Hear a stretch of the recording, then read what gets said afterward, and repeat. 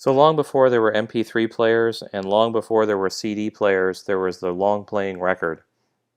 Big plastic discs with grooves scratched in them that you would have your LP player drag around at 33 revolutions per minute, and the needle in the LP would record or pick up your music. So the LP was something, it's a very fragile thing, and my kids on my record player are always causing a little bit of havoc, but it inspires this problem. So imagine you have your LP whizzing around on your turntable at a speed of 33 revolutions per minute angular speed. What happens if you drop another record on top of the record player? Because that used to be a common thing to do.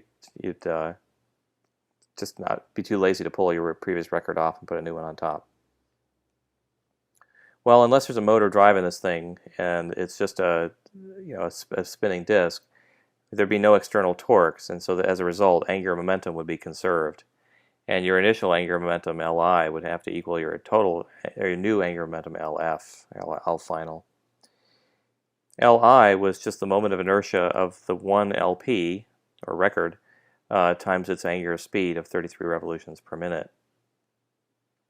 But Lf is equal to twice that moment of inertia because you dropped a second record on top of it, and you're trying to get that to rotate at some angular speed, omega final.